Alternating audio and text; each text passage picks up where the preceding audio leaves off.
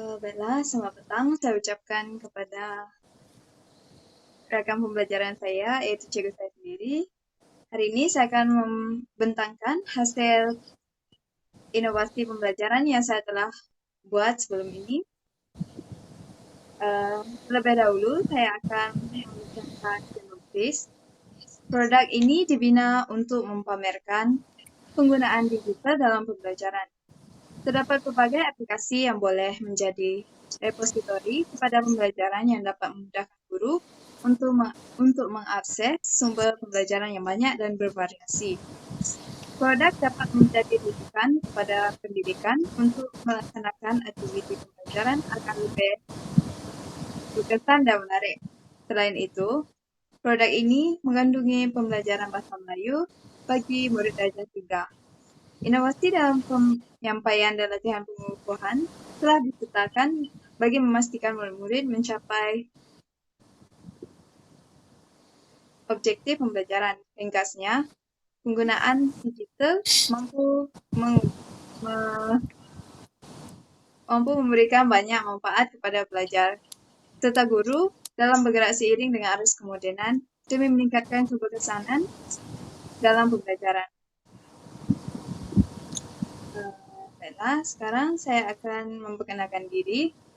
Nama saya Felicia Minggu dari kumpulan pengajian PPLBMM 31. Dan nama khusus bagi subjek ini adalah GAPD 1032, Asas Pembelajaran Digital. Nama pensyarah Dr. Huang Xuanying. Dan tarikh pendaftaran adalah 30 Jun 2023. Dan email bagi mencapai saya adalah felisdominic@gmail.com. Seterusnya saya minta untuk rekan pembelajaran saya untuk memperkenalkan diri. Okey, nama saya Cikgu Azmi bin Musa. Okey, yang sekarang sedang berkhidmat di SK Longgang. Sehingga sekarang sudah berkhidmat selama 8 tahun di tempat yang sama. Major saya adalah pengajian sosial dan minor saya adalah pendidikan moral. Tapi di sekolah sini saya diarahkan untuk mengajar bahasa Inggeris dah 7 tahun sekarang. Okey. Tapi masih nampak muda ya.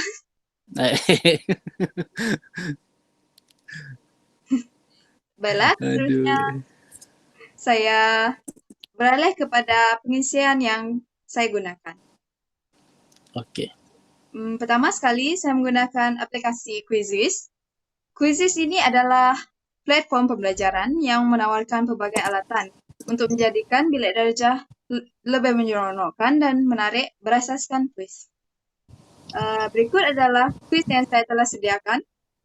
Ini adalah kuis tentang kata sendi nama. Jadi saya akan tunjukkan dulu macam mana nak gunakan kuis ni ataupun jawabnya. Seperti yang cikgu dapat lihat, inilah contoh kuis yang saya telah sediakan.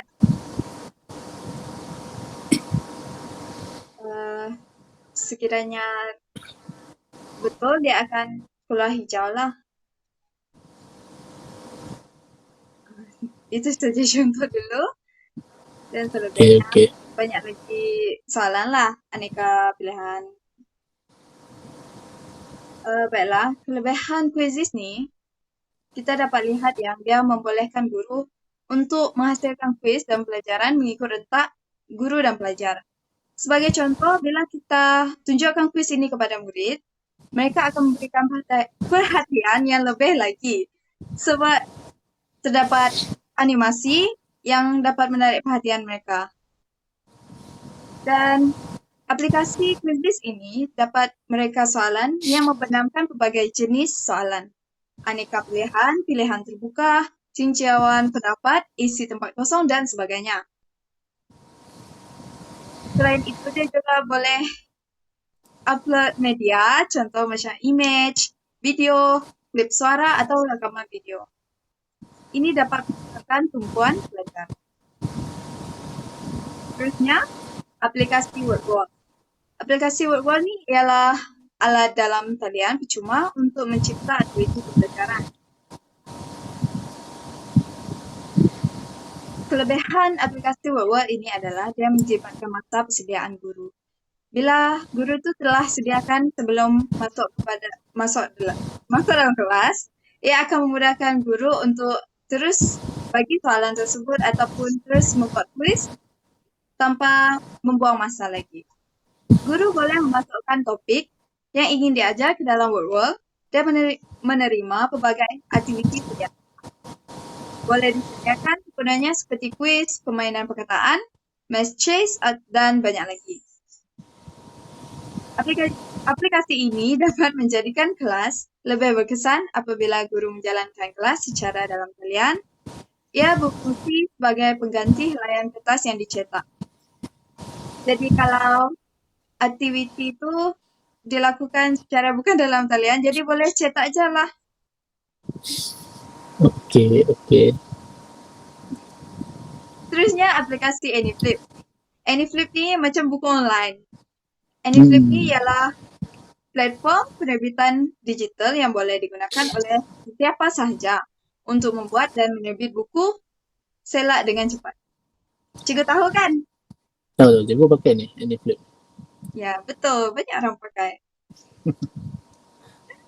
Terusnya, kelebihan AnyFlip ni, dia mudah untuk digunakan dan mengambil masa yang singkat untuk mendapatkan hasil terbitan. Lepas kita buat PDF, kita dah boleh terus upload. Betul tidak? Betul. Seterusnya, guru dapat menghasilkan dan mendapatkan buku secara dalam talian. Macam, boleh ambil lah pautan dia. Macam buku teks pun ada dalam AnyFlip. Oh, ya, betul.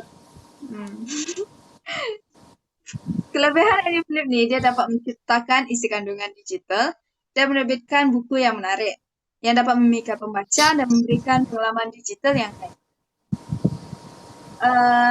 Ini adalah contoh yang saya telah buat, contoh buku online, iaitu daripada AnyFlip.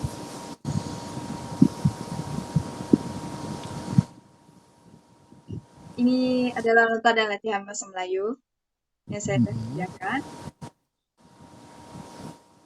Dan ini pengenalan.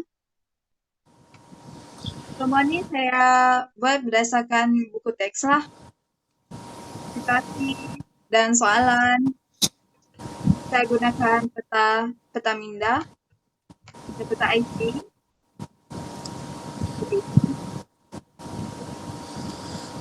Okey, menarik. Terima kasih. Baiklah, terusnya saya menggunakan aplikasi Canva. Canva ialah alat reka bentuk grafik yang berfungsi untuk memudahkan proses reka bentuk digital. Seperti yang di flip tadi, saya telah masukkan reka bentuk digital supaya saya mudahlah untuk saya upload PDF tu kepada AnyFlip tadi. Tapi tak percuma kan? Percuma, dia Canva. sebenarnya aplikasi yang percuma. Tapi kalau nak lebih lagi baru boleh ambil Canva. yang free. Ya, betul. Ya. Oh, dia ada yang premium. Pro. Pro. Ya. Pro Canva. Betul. Betul. Free je, banyak animasi dia. Boleh je guna. Ya, kat Shopee RM5. Oh ya. Even yang Pro tu pun boleh guna sebenarnya, tapi dia ada watermark lah. Oh, okey. Cikgu pakai yang berbayar. Oh ya? Saya pakai yang murah je. Baiklah, seterusnya saya beralih kepada kelebihan Canva. Canva ni mudah digunakan untuk menghasilkan bahan pengajaran. Betul. Seterusnya dia menjimatkan masa dan meringankan beban guru. Jadi dia sediakan nota, dia terus isi je. Ada template dan ada Betul. Ada peta IT yang disediakan kan? Sangat memudahkan. Nota bagi cikgu yang bagi Teruskan. cikgu yang biasa dengan Photoshop kan, Canva ni dia memudahkan lah, jauh memudahkan, menjimatkan masa. Cikgu-cikgu yang nak buat editing apa semua, Canva memang sangat memudahkan, menjimatkan masa. Cikgu selalu edit apa? macam poster banner sekolah dulu kan, biasa cikgu pakai ada Photoshop kan. Sekarang ni nak dapatkan apa tu, dia punya ikon gambar-gambar yang free, kalau tak kita kena Google sendiri. Dalam Canva semua ada, kita just nak susun-susun je, tinggal nak susun je lagi. Tu yang bagus lah Canva ni. Betul, betul, betul. Bila nak buat apa pembelajaran dan pengajaran pun boleh juga sediakan Ya dulu betul untuk betul. kan. Lepas tu Biasa boleh cikgu pakai tambahkan screen. buat flashcard, guna dia lah Canva ni. Wah, ini menarik. Lepas tu Okay. kelebihan Canva ni juga nota pembelajaran yang lebih menarik. Macam saya cakap tadi, dihasilkan oleh guru dan menggunakan template yang sedia ada. Macam yang cikgu sebut tadi. Ya betul betul. Seterusnya, hasil projek. Ini adalah hasil projek yang saya telah sediakan. Oh. Langkah pertama, guru boleh mengajar topik, ini sebagai contoh lah. Guru boleh mengajar topik kata adjektif kepada murid-murid sebelum memulakan aktiviti. Nota yang diberikan adalah dihasilkan dengan menggunakan aplikasi Canva.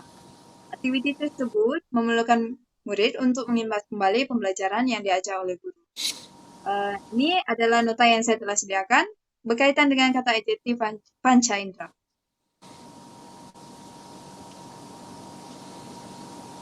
Okey. Seterusnya, langkah kedua, guru boleh mengungsikan pautan kepada murid-murid dan memastikan semua murid dapat menyertai permainan. Tapi kalau dalam situasi bersemuka, mungkin dia boleh spin the wheel untuk murid tu boleh bergilir lah untuk pergi. Saya berikan contoh lah dulu. Saya buka ya. Ini adalah contoh yang saya telah sediakan. Panca indera. Jadi saya dah jumpa ini masam. Macam ni. Penggunaan word wall ni sangat senang lah. Boleh, step dia sangat mudah. Boleh tekan-tekan je isi, nanti dia akan berikan contoh-contoh. Ya, Dia akan randomkan tu. Betul. Macam ni. Random wheel. Yang ni boleh letak nama mereka.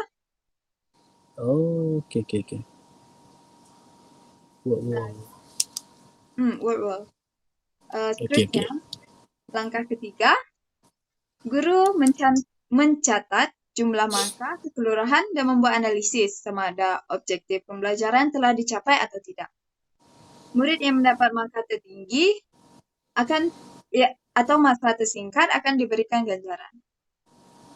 Jadi kat sini, murid tadi yang lepas diajar, mereka fokus ataupun tidak, mereka akan ditentukan di sini. Kalau mereka dapat markah yang tertinggi, jadi mereka fokus atau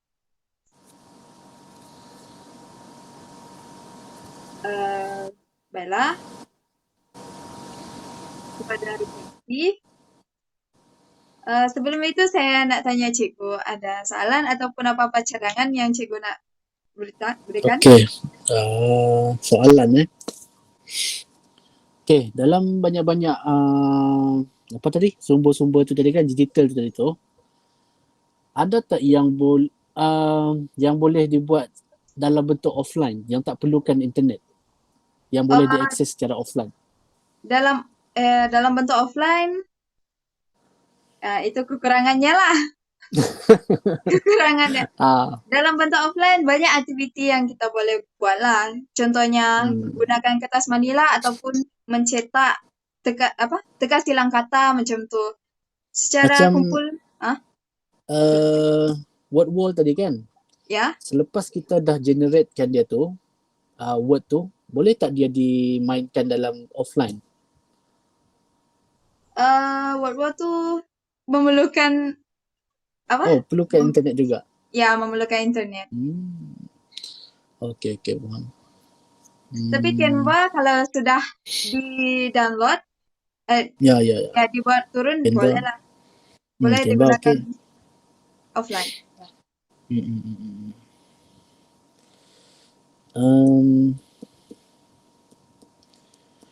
Untuk yang apa yang first tadi ya? Quizzes Quizzes.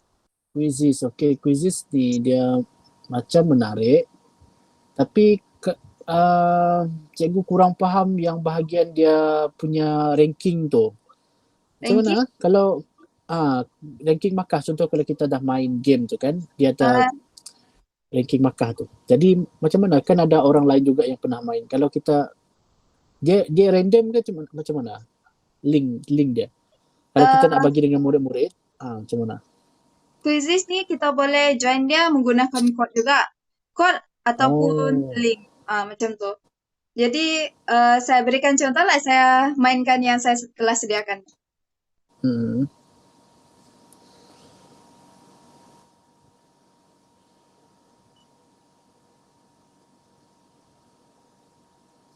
Mereka pergi ke Bintulu dengan ni betul. Okay. Nanti dia ada yang dia akan tunjukkan ranking di mana macam tu. Ya ini.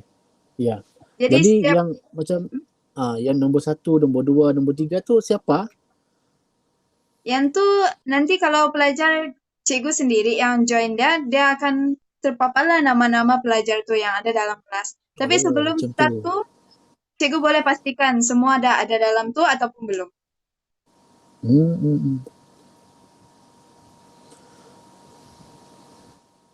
Ini free kan? Ya, yang ni free. Boleh Oh, je buat. okay. Siapa-siapa je boleh buat. Okay. Nanti cikgu explore lagi yang ni. Okay, menarik. Ini kita mainan itu dibeli dengan untuklah untuk betul. Kalau nak salah pun boleh. Dah Okay. dapat nombor Oh, satu dah, dah dah. saya. Kalau salah macam ni lah. Warna merah. Dia akan tunjuklah Ah, incorrect answer. Jadi pelajar cikgu tu dah. tahu lah yang mana betul, yang mana salah. Tapi dia tak boleh Betul, tipu. betul. Sebab dia akan macam bertukar-tukar. Soalan nombor 1 mungkin pergi ke Ya, nombor ya, ya. 7. Macam tu lah. Faham. Cikgu dah cuba tadi. Okay. Dah ranking nombor 19 ada yang salah. Tapi dia ada pembetulan untuk jadi peluang kedua lah pada tu. Jadi berdiri di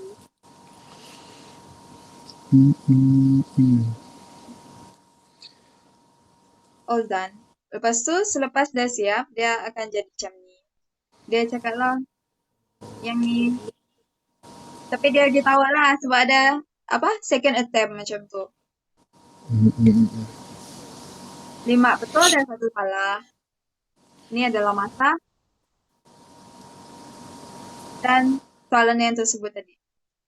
Tadi maksudnya kalau quizzes ni, kita perlukan lebih daripada satu peranti lah. Uh, ya, boleh juga lah menggunakan makmal komputer macam tu. Okay. Seandainya macam masa PDP tu kan, masa pandemik masa pandemik Oh, ya, ya. meskipun kita Ya, mesti ya, guna ya. Ya, guru masa mesti pandemik, kreatif ya, betul. untuk menggunakan aplikasi seperti inilah. Tapi sayangnya ada yang tak buat. Itulah. Jadi kita kena memperbaiki. Okay. Apa lagi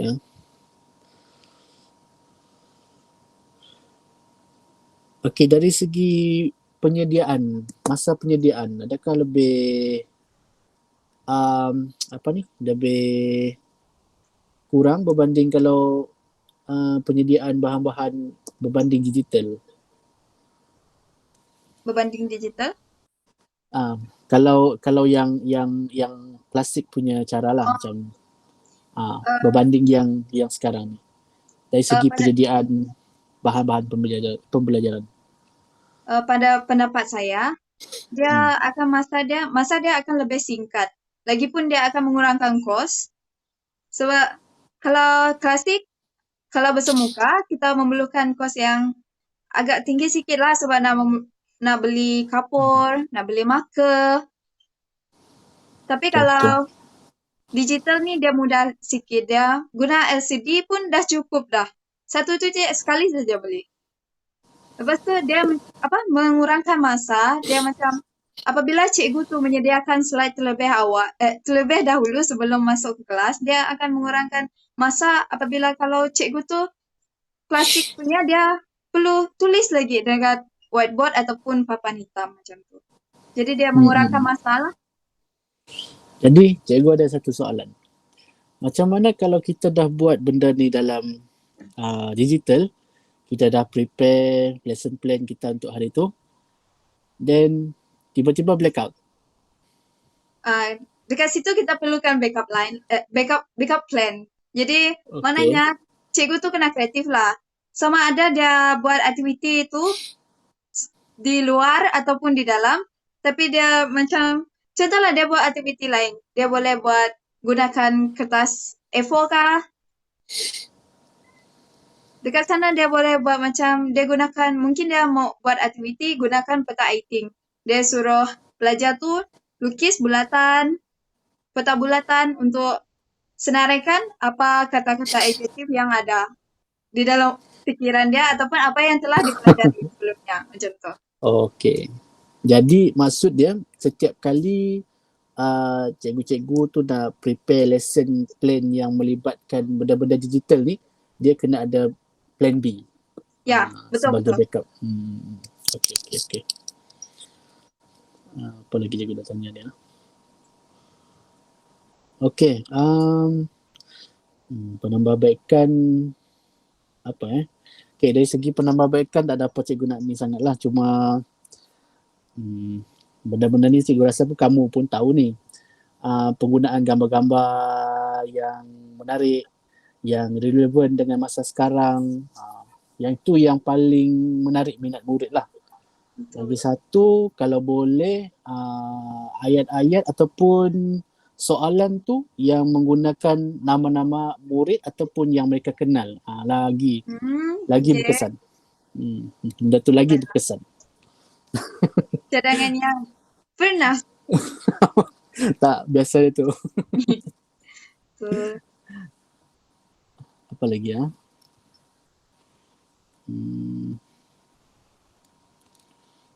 Okay, tadi ni yang pasal ni, tapi cikgu tak tahulah mungkin yang ni kamu sengajakan ataupun tidak. Untuk bahagian quizzes tadi, cikgu perasan dia ada flashcard flashcard? Ada flashcard kan? Ya. Kan? Jadi mungkin kamu just nak tunjuk contoh lah. Tapi kalau daripada segi cadangan cikgu, flashcard ni, cikgu pun dah terplay benda ni. Sebaiknya mungkin pada pendapat cikgu lah, mungkin ayat dia ni tidak sama dengan apa yang diuji tadi. Dalam permainan dia lain, sebab cikgu perasan soalan dia sama dengan yang diuji. Ke boleh lain-lain. Macam untuk flashcard, just untuk memperkenalkan isi pelajaran untuk hari itulah. Dan untuk ujian dia, ayat lain. Walaupun isi dia masih tentang untuk, bagi, tapi ayat dia lain. Boleh. Boleh sebenarnya saya... Contoh. Boleh. Ya. Okay. Okay.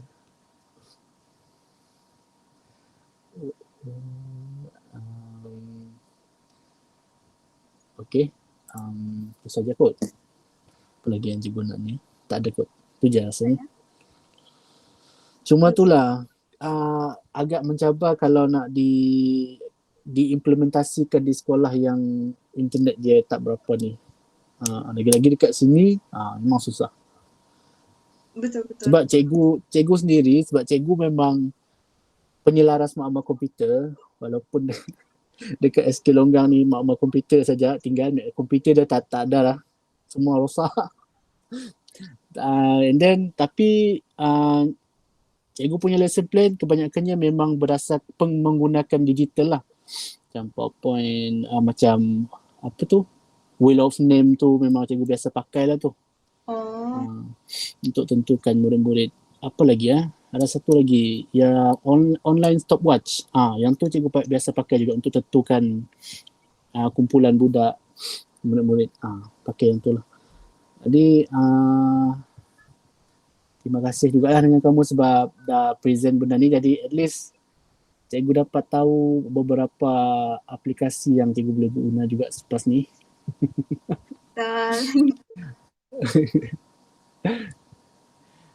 Okey, ada apa-apa lagi kah? Saya rumuskan sedikit lagi. Baiklah. Seperti yang kita tengok tadi, terdapat kelebihan aplikasi itu supaya menjadi inovasi kepada pembelajaran. Antara kelebihannya adalah pembelajaran ni menjadi lebih interaktif dan menarik. Macam yang cikgu cakap tadi, kalau tambah image, gambar-gambar yang menarik ataupun nama-nama pelajar dekat dalam kelas itu sendiri, itu pun akan menarik perhatian mereka. Selain itu, kelebihan dia adalah kolaborasi dan komunikasi meningkat. Macam mungkin murid tu akan minta tolong pelajar yang lain bila dia tak tahu apa ni macam tu. Seterusnya dia flexibility waktu dan tempat. Jadi contohlah pembelajaran tu atas talian. Jadi dia boleh di mana-mana saja guru tu berada ataupun murid tu berada, dia boleh sambil belajar. Bolehlah dia jawab kuis tu, mungkin dia jalan pergi makan kah ataupun mana-mana. Tapi terdapat juga kekurangan dia lah. Kekurangan aplikasi tersebut adalah masalah pencapaian internet. Macam yang kita cakap tadi, kalau kosong pendalaman pun ada kurang lain. Kurang kalian. Macam tu. Selain itu, terdapat gangguan dan kurang fokus. Mungkin apabila menggunakan teknologi seperti telefon bimbit ataupun komputer, ada kanak-kanak ni dia akan cenderung membuka aplikasi lain ataupun games macam tu. Seterusnya, kekurangan dia adalah kadang-kadang aplikasi tersebut dia akan berfokuskan kepada satu topik saja. Ini akan menyebabkan kurang melakukan pemikiran kreatif dan kritis. Selain itu, saya menyatakan demikian sebab mungkin pelajar ni akan cari jawapan tu dalam Google. Jadi dia kurang berfikir. Sebagai refleksi, para pelajar menunjukkan minat yang tinggi dan melibatkan diri secara aktif dalam sesi pembelajaran dan pengajaran seiring dengan penggunaan aplikasi ini. Di sinilah kemuncak penggunaan teknologi maklumat yang amat besar sekali. Ini kerana aplikasi-aplikasi ini bukan sahaja digunakan sebagai alat memotivasikan pelajar untuk terus memberi tumpuan terhadap pembelajaran dan pengajaran guru, tetapi juga untuk memastikan pelajar mendapatkan bahan yang berkaitan secukupnya. Meskipun teknologi memiliki banyak kelebihan dalam pembelajaran, ada juga beberapa kekurangan yang perlu diatasi. Penggunaan inovasi pembelajaran ini haruslah dimaksimumkan untuk menyediakan pelajar dengan berbagai peluang pembelajaran yang lebih luas dan inovatif. Itu saja refleksi saya.